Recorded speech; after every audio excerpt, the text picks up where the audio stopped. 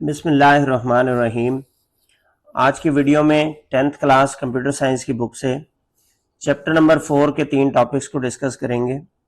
सबसे पहले use of libraries in Python, इसको देखेंगे। सेकंड, डाटा स्ट्रक्चर में लिस्ट इन पाइथन को चेक करेंगे। और थर्ड जो है वो टेस्टिंग और डिबगिंग पाइथन के कोड की कैसे की जाती है, इसको डिस्कस करेंगे। तो बेटा, लाइब्रेरीज इन पाइथन में कुछ लाइब्रेरीज आपको ऑफर की जाती हैं जिनमें बिल्ट इन मॉड्यूल्स अवेलेबल हैं, built in data structures available हैं। इन लाइब्रेरीज को, इन फाइल्स को आप अपने प्रोग्राम में इंपोर्ट करके आप मुख्तलिफ किस्म के फंक्शंस इन लाइब्रेरीज में जो मौजूद हैं, बिल्ट इन बना दिए गए हैं, उनको इस्तेमाल कर सकते हैं। जैसे कि आप लाइब्रेरी को एज ए टूल बॉक्स समझ लें। टूल बॉक्स में आपके पास बहुत सारे टूल्स होते हैं जिन्हें आप इस्तेमाल कर सकते हैं। इसी तरह लाइब्रेरी जो है वो आपका टूल बॉक्स है जिसके अंदर बहुत सारे ऐसे बिल्ट इन फंक्शंस हैं जिन्हें आप अपने फंक्शन में इंपोर्ट कर सकते हैं और इस्तेमाल कर सकते हैं। अब लाइब्रेरी को इस्तेमाल करने का तरीका ये है कि आप अपने प्रोग्राम में पहले उस लाइब्रेरी को, उस मॉड्यूल को इंपोर्ट करेंगे और फिर उस लाइब्रेरी में मौजूद जितने भी फंक्शंस अवेलेबल हैं, डॉक्यूमेंटेशन से आप चेक कर सकते हैं, उन फंक्शंस को आप इस्तेमाल कर पाएंगे। जैसे यहां पर एग्जाम्पल में आपके पास दिखाया गया कि एक लाइब्रेरी रैंडम नाम की है, इंपोर्ट रैंडम। अभी जो रैंडम लाइब्रेरी है इसकी मदद से हम रैंडम नंबर्स जनरेट करेंगे। हमने कमांड लिखी है इंपोर्ट रैंडम और number is equal to random dot rand int, function का नाम 1,10। ये 1 जो है स्टार्टिंग लिमिट है और 10 जो है वो एंडिंग लिमिट है। और ये इंक्लूसिव होते हैं, मतलब ये नंबर भी आ सकते हैं आउटपुट में और इनके अलावा भी आ सकता है इनके दरमियान से। फिर हमने एक स्टेटमेंट प्रिंट की कि print the random number is comma number. तो नंबर में जो भी वैल्यू उसने रैंडमली जनरेट की है आप उसे आउटपुट करवा दें। स्क्रीन पर आउटपुट दिखाई गई है द रैंडम नंबर इज 3। तो इसका मतलब है कि उसके फंक्शन ने इस वक्त क्या जनरेट किया, 3। अब जब आप नेक्स्ट टाइम एग्जीक्यूट करेंगे हो सकता है 3 जनरेट हो और हो सकता है कुछ और नंबर जनरेट हो जाए, 1 to 10 एनी नंबर जनरेट होता रहेगा। सेकंड एग्जांपल के तौर पे उसने आपको एक लाइब्रेरी स्टैटिस्टिक्स के नाम से इंपोर्ट करवा के दिखाई है, इंपोर्ट स्टैटिस्टिक्स। अब स्टैटिस्टिक्स की जो लाइब्रेरी है उसमें स्टैटिस्टिक्स के डिफरेंट फंक्शंस अवेलेबल हैं, जिसमें से एक फंक्शन की उसने आपको एग्जांपल दी, मीन। मीन फंक्शन जो है वो अरिथमेटिक मीन कैलकुलेट करता है। आप इसे लिस्ट ऑफ नंबर्स जनरेट करके देंगे, लिस्ट ऑफ नंबर प्रोवाइड करेंगे और जब उसके ऊपर ये मेथड लगाएंगे तो आपके पास क्या आ जाएगा, उसकी मीन वैल्यू कैलकुलेट हो जाएगी। तो पहले तो लिखता है इंपोर्ट स्टैटिस्टिक्स, आपने मॉड्यूल इंपोर्ट कर लिया। फिर डेटा इज इक्वल टू एक लिस्ट आपने जनरेट की जिसमें कुछ डेटा वैल्यूज हैं 23, 45, 67, 89, 12, 44 और 56। अब मीन अंडरस्कोर वैल्यू नाम का आपने वेरिएबल लिया, is equal to statistics, library का नाम लिखा, डॉट मेथड का नाम लिखा मीन, और कौन सी डेटा आइटम्स पे लगाना है, लिस्ट का नाम है आपकी डेटा। प्रिंट करवाया आपने द मीन वैल्यू इज, और वैल्यू किसमें स्टोर की थी, वेरिएबल मीन अंडरस्कोर वैल्यू में, तो वो आपने मेंशन किया। तो आपकी आउटपुट जनरेट हुई the mean value is 48। Arithmetic mean कैसे जनरेट होता है, sum of values divided by number of values. आप इन तमाम वैल्यूज को सम करें अपने कैलकुलेटर पे, तो ये टोटल 7 वैल्यूज हैं और सम की वैल्यू को डिवाइड कर दें 7 से तो 48 आना चाहिए। अब हम इसकी प्रैक्टिकल एग्जांपल की तरफ चलते हैं और खुद करके देखते हैं क्या वाकई ये ऐसे काम करता है। हमारे सामने इस वक्त एक ऑनलाइन एडिटर हमने W3 स्कूल्स का ओपन किया हुआ है। आप इसमें देखें कि हमने पहले लाइब्रेरी इंपोर्ट की, तो मैंने लिखा इंपोर्ट रैंडम, तो रैंडम मॉड्यूल, रैंडम लाइब्रेरी जो है वो इंपोर्ट हो गई। उसके बाद मैंने लिखा x is equal to random dot rand int 3,9, मतलब स्टार्टिंग वैल्यू आपकी 3 है और एंडिंग वैल्यू आपकी 9 है। और जो भी ये रैंडम नंबर जनरेट करेगा वो जाके किसमें स्टोर हो जाएगा, x में। तो लिहाजा मैंने प्रिंट किया x की वैल्यू को। इसको एग्जीक्यूट करते हैं और देखते हैं ये क्या वैल्यू जनरेट करता है। हमने फर्स्ट टाइम इसको एग्जीक्यूट किया, वैल्यू जनरेट हुई है 9। सेकेंड टाइम जनरेट करते हैं, ये हो सकता है 9 जनरेट करे, हो सकता है डिफरेंट जनरेट करे। इस बार उसने क्या जनरेट कर दिया, 8। फिर दोबारा जनरेट करके देखते हैं तो इसने जनरेट की 6, तो रैंडम नंबर का फंक्शन हमारा बिल्कुल ठीक काम कर रहा है। मैं यहां से वैल्यूज चेंज कर देता हूं, 12 से 23। अब जनरेट होनी चाहिए वैल्यू 12 से 23 के दरमियान, और ये भी इंक्लूसिव है नंबर 12 और 23, इनमें से भी कोई आ सकता है। तो हमारी आंसर आया 12, दोबारा जनरेट किया तो आंसर आया 18। तो इस तरीके से रैंडम इंटीजर जनरेट करने का नंबर हमारा काम कर रहा है, और हमारी लाइब्रेरी भी ठीक से इंपोर्ट हुई है कोड में। तो आप खुद भी इसको टेस्ट करें और चेक करें।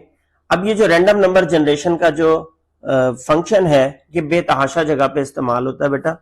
आम जिंदगी में जब आप किसी भी स्कूल कॉलेज में कोई लकी ड्रॉ करते हैं, आपका जो गेम्स आप डिजाइन करते हैं, गेम्स के अंदर रैंडमली नंबर्स जनरेट करने होते हैं, वहां पर ये इस तरह के फंक्शन इस्तेमाल होते हैं। तो ये आपके बहुत काम आने वाला है। सेकंड जो एग्जांपल आपकी बुक वाले ने दी थी, वो लाइब्रेरी थी स्टैटिस्टिक्स। अब इस एग्जांपल में जो आपके सामने इस वक्त स्क्रीन पे शो हो रही है, हमने इंपोर्ट किया मॉड्यूल को स्टैटिस्टिक्स, और हमने मीन अंडरस्कोर वैल्यू एक वेरिएबल लिया, इज इक्वल टू लाइब्रेरी का नाम लिखा स्टैटिस्टिक्स डॉट, मेथड का नाम हमने लिखा मीन, और उसको क्या पास कर दी, एक लिस्ट पास कर दी, लिस्ट ऑफ आइटम्स, जिसमें 1, 3, 5, 7, 9, 11 और 13 ये कुछ वैल्यूज है। अब आप इसको अपने कैलकुलेटर पे sum of values divided by number of values करके देख लें। फिर मैंने प्रिंट किया मीन अंडरस्कोर वैल्यू को, जिसमें आके रिजल्ट सेव हो रहा था। जब इस प्रोग्राम को एग्जीक्यूट किया तो आपके पास आउटपुट जनरेट हुई 7, ठीक है। अब इसकी वेरिफिकेशन के लिए आप अपने कैलकुलेटर से वेरिफिकेशन कर सकते हैं। मैं इस 7 की जगह यहां पे 10 वैल्यू जनरेट कर देता हूं, यहां पर 15 कर लेते हैं, और चेक करते हैं कि हमारे आंसर पे क्या डिफरेंस आता है। तो आप देखेंगे कि हमारी मीन वैल्यू बढ़ जानी चाहिए, क्योंकि हमने वैल्यूज को इंक्रीज किया है, वैल्यू को इंक्रीज किया। तो आप देखें कि हमारी मीन वैल्यू जो है वो 7 से बढ़ के 8.85 हो गई है। अच्छा, अगर हम इन्हें डिक्रीज करते हैं यहां पर, लेट सपोज, तो अब हमारी मीन वैल्यू डिक्रीज होनी चाहिए। तो चेक करते हैं इसको एग्जीक्यूट करके, चेक किया तो हमारी मीन वैल्यू डिक्रीज हुई है। तो आप इसको कैलकुलेटर पे वेरीफाई भी कर सकते हैं। अरिथमेटिक मीन का फार्मूला दोबारा रिपीट कर रहा हूं, sum of values divided by number of values. तो आप इस तरह की कुछ एग्जांपल्स जनरेट करें ताकि आपकी इस पे प्रैक्टिस अच्छी हो जाए। अब नेक्स्ट हमारा जो टॉपिक ऑफ डिस्कशन है वो है पाइथन में लिस्ट का इस्तेमाल। वैसे तो हमने पिछले एग्जाम्पल में भी लिस्ट को इस्तेमाल किया, लेकिन लिस्ट कैसे क्रिएट की जाती है, लिस्ट डाटा स्ट्रक्चर किस काम आता है, ये आपके डिफरेंट डाटा आइटम्स को कलेक्ट करने में, स्टोर करने में काम आता है। आप लिस्ट क्रिएट कर सकते हैं, लिस्ट के डाटा आइटम्स को एक्सेस कर सकते हैं, लिस्ट में डाटा आइटम्स को स्टोर कर सकते हैं, मॉडिफाई कर सकते हैं, डिलीट कर सकते हैं। ये तमाम ऑपरेशंस जो हैं लिस्ट में मौजूद हैं। अब लिस्ट को क्रिएट कैसे किया जाता है, तो लिस्ट को क्रिएट करने के लिए स्क्वायर ब्रैकेट्स का इस्तेमाल किया जाता है। सबसे पहले आप लिस्ट का नाम लिखते हैं लेफ्ट साइड पे, स्पेस देके इज इक्वल टू, फिर स्पेस देके आप स्क्वायर ब्रैकेट्स लिखेंगे, और जितने भी लिस्ट आइटम्स आप उसमें मेंशन करना चाहते हैं, अगर वो स्ट्रिंग वैल्यूज हैं फॉर एग्जांपल, तो डबल कोट्स में लिखेंगे और दरमियान में कॉमा प्लेस करते जाएंगे। इसी तरह अगर वो न्यूमेरिकल वैल्यूज हैं तो फिर सिर्फ कॉमा प्लेस करते जाएंगे, डबल कोट्स की जरूरत आपको नहीं पड़ेगी। अब जो है ये नंबर्स को भी स्टोर कर सकता है, स्ट्रिंग्स को भी स्टोर कर सकता है, और किसी भी टाइप ऑफ डाटा को स्टोर कर सकता है। लिस्ट को क्रिएट करने का तरीका और उसके बाद चेक करने के लिए कि ये डाटा वैल्यूज उसमें स्टोर हुई हैं या नहीं, आप प्रिंट का फंक्शन इस्तेमाल कर लेंगे, और प्रिंट के फंक्शन में एज ए पैरामीटर आप लिस्ट का नाम मेंशन कर देंगे, तो तमाम लिस्ट के डाटा आइटम्स जो है वो आपकी स्क्रीन पर प्रिंट आउट हो जाए। इसी तरीके से अगर आपने उस लिस्ट के किसी डाटा आइटम को एक्सेस करना हो, तो आप उस लिस्ट के डाटा आइटम की लोकेशन नंबर मेंशन करेंगे। अब लोकेशन को इंडेक्स नंबर यहां पर कहा जाता है, और इंडेक्स नंबर 0 से स्टार्ट होता है। सबसे पहला आइटम आपका 0 इंडेक्स पे है, सेकंड आइटम आपका 1 इंडेक्स पे है, थर्ड आइटम आपका 2 इंडेक्स पे है, एंड सो ऑन, ये चलता चला जाता है 0, 1, 2, 3, 4, 5। इस तरीके से आप लिस्ट के डाटा आइटम को एक्सेस कर सकते हैं बाय लोकेशन। तो यहां पर फ्रूट्स की एक लिस्ट है, मैंगो, एप्पल और बनाना, 3 उसमें एंट्रीज हैं। उसने कहा प्रिंट फ्रूट्स ऑफ 1, तो 0 लोकेशन पे मैंगो था, वन लोकेशन पे आपके पास बना एप्पल था, तो लिहाजा आउटपुट में क्या शो करवाया, एप्पल उसने। तो इस तरीके से आप इंडेक्स लोकेशन की बुनियाद पर अपनी लिस्ट डाटा आइटम की लिस्ट के आइटम को एक्सेस कर सकते। फिर है मॉडिफाइंग अ लिस्ट, कि अगर आप लिस्ट के अंदर कोई तब्दीली करना चाहते हैं तो वो कैसे करते हैं। तो आप लिस्ट आइटम्स को मॉडिफाई कर सकते हैं उनके इंडेक्स नंबर से एक्सेस करके और नई वैल्यू को असाइन करके। तो फॉर एग्जांपल कि आपके पास एक लिस्ट है फ्रूट्स नाम की, मैंगो, एप्पल, बनाना।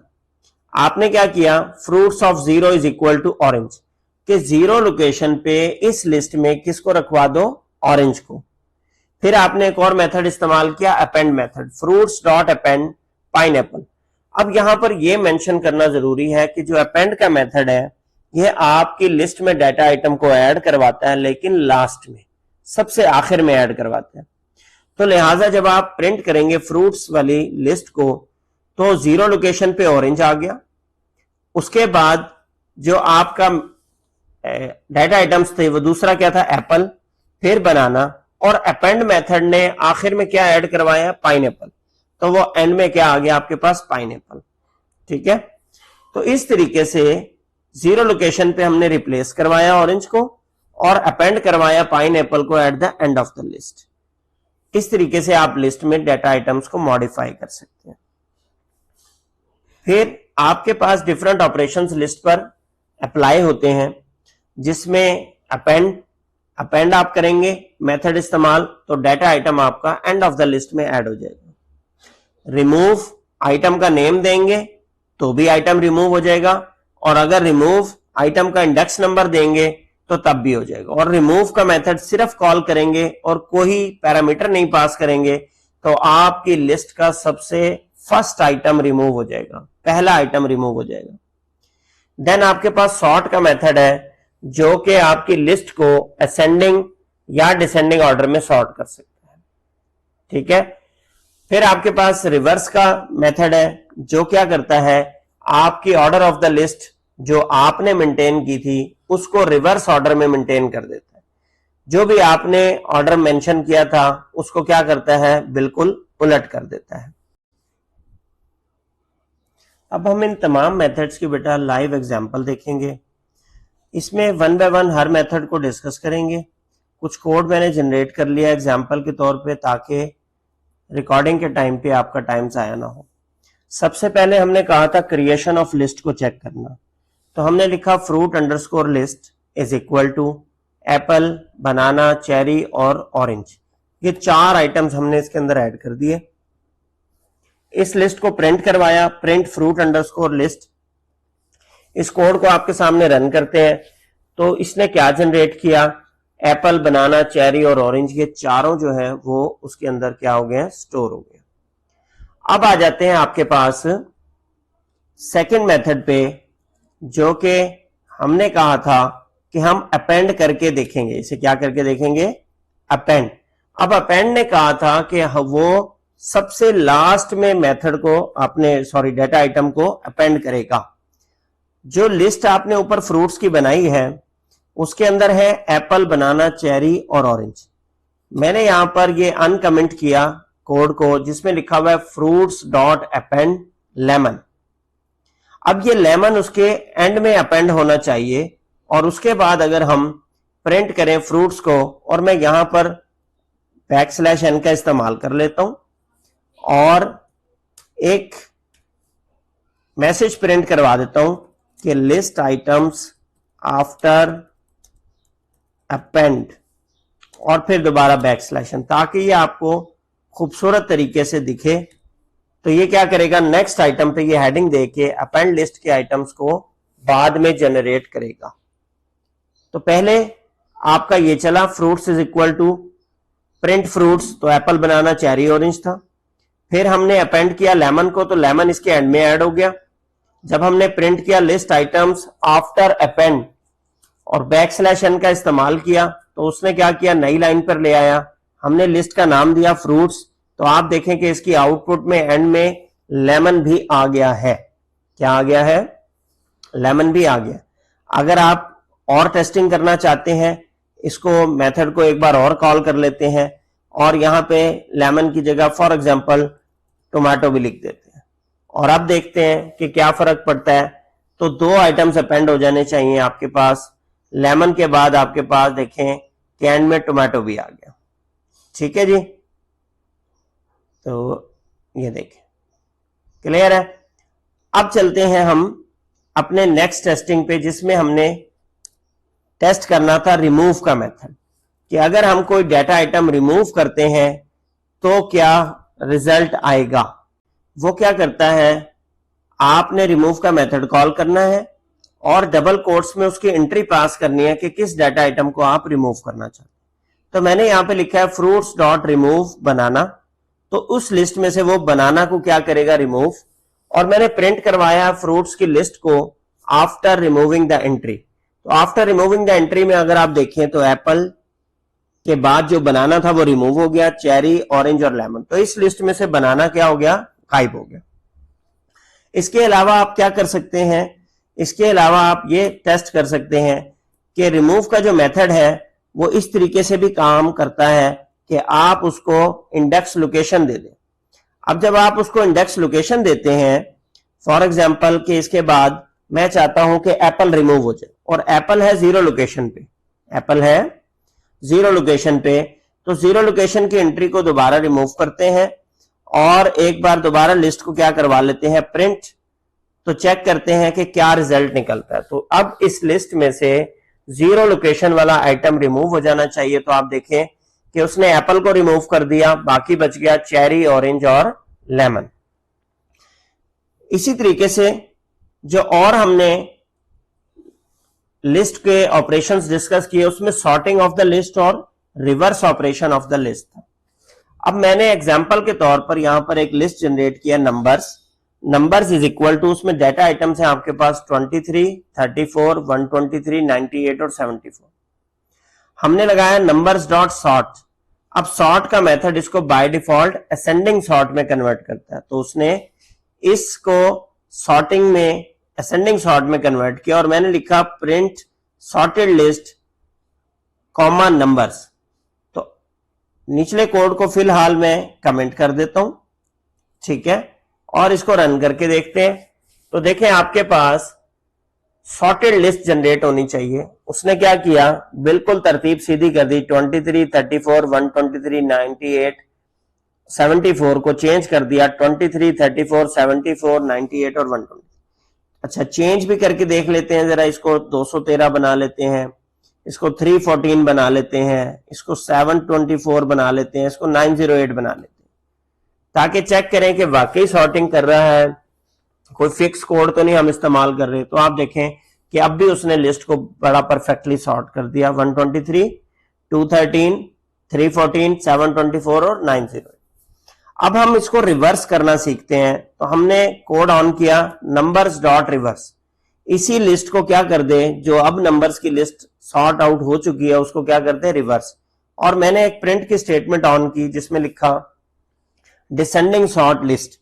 अब डिसेंडिंग में ये बड़े से छोटे की तरफ सॉर्ट हो चुका है, चूंकि रिवर्स ऑर्डर लगा दिया हमने। इस कोड को हमने एग्जीक्यूट किया तो आपके पास डिसेंडिंग सॉर्ट में वही लिस्ट रिवर्स ऑर्डर में सॉर्ट हो गई, 908, 724, 314, 213 और 123।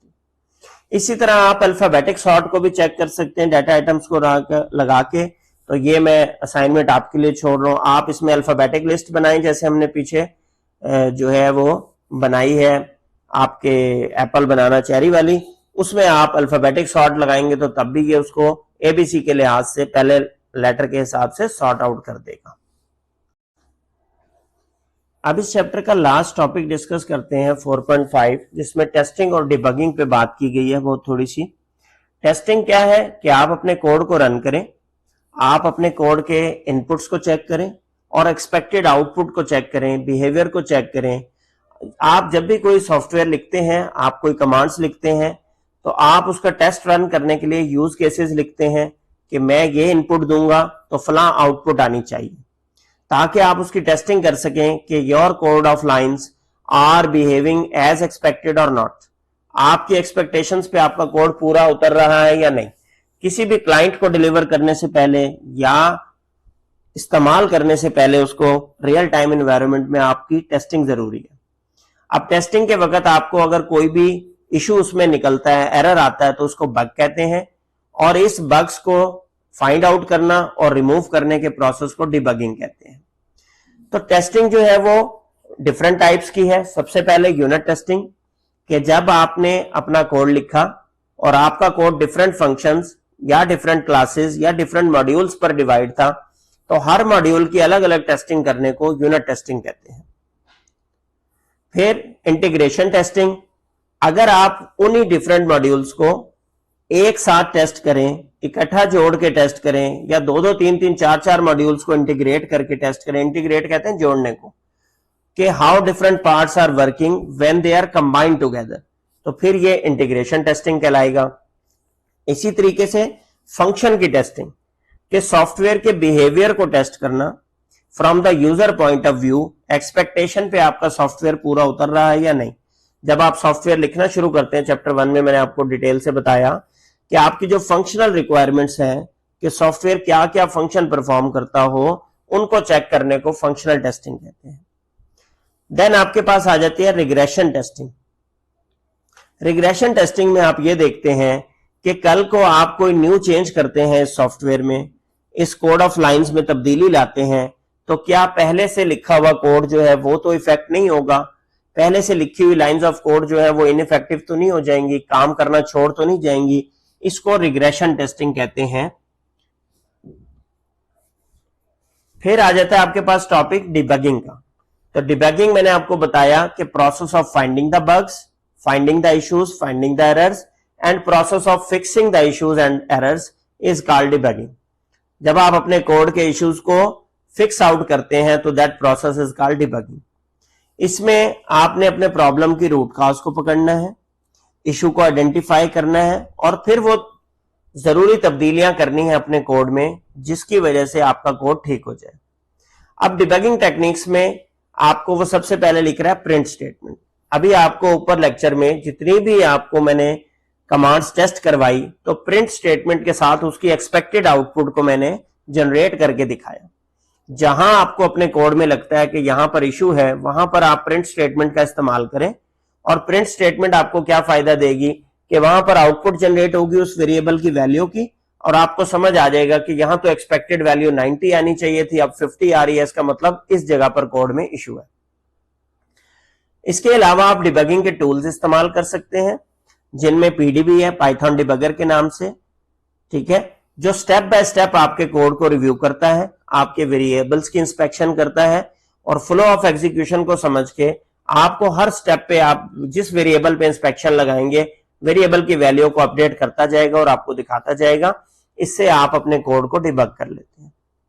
और थर्ड चीज है एरर मैसेजेस जनरेट करवाना, कि आपके जो एरर मैसेजेस आ रहे हैं आपके सोर्स कोड में, उससे आपको पता चलता है कि आपके प्रॉब्लम का सोर्स क्या है। आया ये कोई सिंटैक्स एरर है, आया ये कोई रन टाइम एरर है, आया लॉजिकल एरर है, या आपने कोई ऐसा ब्लंडर मिस्टेक कर दिया है जो कि आपका कोड का स्ट्रक्चर ठीक नहीं है।